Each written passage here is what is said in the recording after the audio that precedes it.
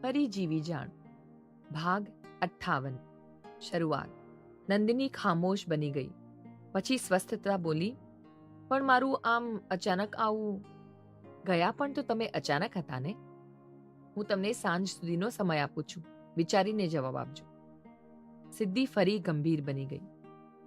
ક્યાંક ને ક્યાંક તેના શબ્દોમાં નારાજગી હતી. સાંજ સુધી રાહ જોવાની જરૂર નથી ભાભી, હું કાલ સવારે પહોંચી જઈશ. નંદિનીએ સહજતાથી પોતાનો નિર્ણય સંભળાવ્યો. સિદ્ધિ સાંભળી રહી. સિદ્ધિ દોડતી સ્ટડી રૂમમાં પ્રવેશી. પપ્પા! જીવંત જીવન જીવતી સિદ્ધિ આવીને પોતાના સસરા સામે આવીને ઊભી રહેતા બોલી, ડોક્ટર દત્તાને જલ્દી કોલ કરીને વાત કરી લો. હિતેનભાઈ ચશ્મા ઉતારી પોતાની જગ્યાએથી ઊભા થઈ ગયા. દેવાંશ માની ગયો? મારું એક ટેન્શન તો ઓછું થયું. હું એને કહેતો હતો કે હું બધું સંભાળી લઈશ, પણ પપ્પા, તમારે બધું સંભાળવાની જરૂર નથી. સિદ્ધિ બોલી. મતલબ? હિતેનભાઈ પૂછી રહ્યા. મતલબ, જો કાલ સવારે તમારી કોઈ મીટિંગ હોય તો કેન્સલ કરી દો. તમારે ઘરે જ રહેવાનું છે કાલે, સિદ્ધિએ કહ્યું અને તે દોડતી બહાર નીકળી ગઈ. સવારના કિરણો શહેરની વ્યસ્ત સડકો પર પડ્યા અને આગમન થયું નંદિનીનું, જે અત્યારે વિચારોથી ઘેરાયેલી હતી કે તેનું આ રીતે પાછું ફરવું હવે તેની જિંદગીમાં કેવો વળાંક લાવશે. વિશાળ બંગલો સામે કાર આવીને ઊભી રહી. નંદિની ઉતરી, સામાન વિના જ. કોઈ નવલકથાની નાયિકા જેમ દિવસો બાદ કે મહિનાઓ બાદ કે વર્ષો બાદ જ્યારે ઘરે પરત ફરે છે અને તેની ભાવનાઓનું જે રીતે વર્ણન કર્યું હોય છે લેખકે, તેના શબ્દોમાં પાછું ફરવું કેટલું અદ્ભુત હોય છે. એ નાયિકા જૂની યાદોને સ્પર્શી બધું જીવંત કરતી આગળ વધતી હોય છે.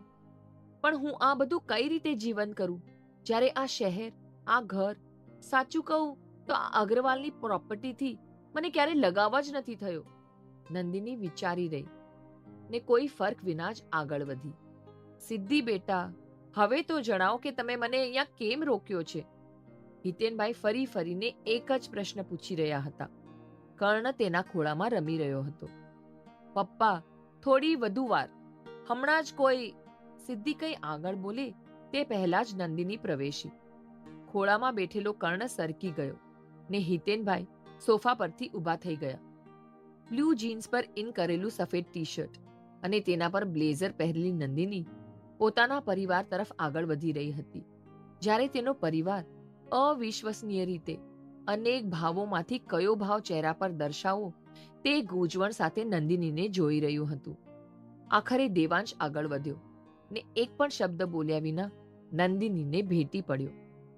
નંદિનીના વાળને સરખા કરી પોતાની હથેળીમાં નંદિનીનો ચહેરો લઈ તેને એમ જ થોડી ક્ષણ જોઈ તેને ખભેથી અડકી દેવાંશ ફરી પોતાની બેનને વળગી પડ્યો.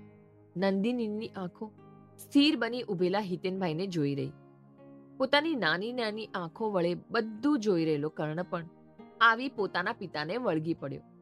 પોતાના ઘૂંટણ પર બેસી નંદિની કર્ણને જોઈ રહી. મારા જેવો જ હેન્ડસમ છે ને?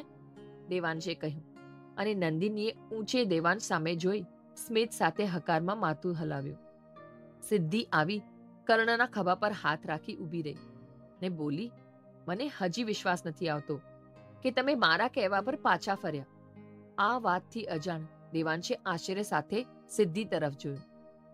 જિમ્મેદારીથી ભાગી જાઓ એવી વ્યક્તિ નથી હું, નંદિનીએ જવાબ આપ્યો અને હિતેનભાઈ સામે જોયું. સામે ઊભેલી વ્યક્તિ જે સંબંધમાં પોતાના પિતા છે તેને વર્ષો બાદ જોઈને શું પ્રતિક્રિયા આપવી કે શું કહેવું તે પણ ન જાણતી નંદિનીનો સંબંધ કદાચ ક્યારેય એવો નહોતો રહ્યો જેમાં તે બે શબ્દોથી પણ વાતની શરૂઆત કરી શકે. અને સામે હિતેનભાઈ પાસે પણ શબ્દો નહોતા પોતાની દીકરી સાથે વાત શરૂ કરવાના.